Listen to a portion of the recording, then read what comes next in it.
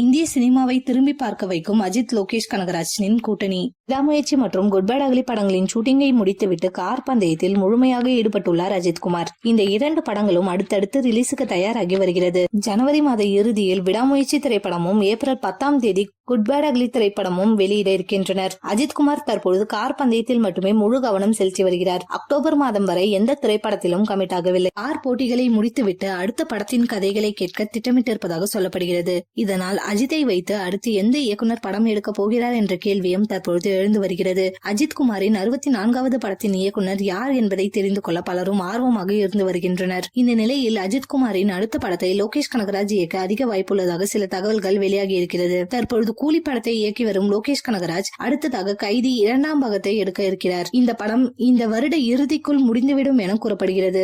இதனைத் தொடர்ந்து அஜித்தை வைத்து லோகேஷ் கனகராஜ் படம் எடுக்க திட்டமிட்டுள்ளதாக சொல்லப்படுகிறது. சமீபத்தில் லோகேஷ் கனகராஜ் ஒரு விழாவில் கலந்து கொண்டு பேசியிருந்தார். அதில் அஜித் படத்தை இயக்க அதிக ஆசைப்படுவதாகவும் தெரிவித்திருந்தார். அதே போல அஜித் கார் பந்தயத்தில் வெற்றி பெற்றதற்கும் தன்னுடைய வாழ்த்துக்களை தெரிவித்திருந்தார். அஜித் மற்றும் லோகேஷ் கனகராஜ் கூட்டணி இணைந்தால் கண்டிப்பாக அந்த திரைப்படம் 1000 கோடிகளுக்கு மேல் வசூலை அள்ளும். அஜித் ரசிகர்களுக்கு ஏற்றவாறு தரமான காட்சிகளை வைத்து தியேட்டரில் கொண்டாட வைத்து விடுவார் லோகேஷ் கனகராஜ். இவர்கள் கூட்டணி மட்டும் உறுதியானால் இந்திய சினிமாவில் மிக அதிக எதிர்பார்ப்பு கொண்ட படமாக AK 64 திரைப்படம் உருவாகிவிடும்.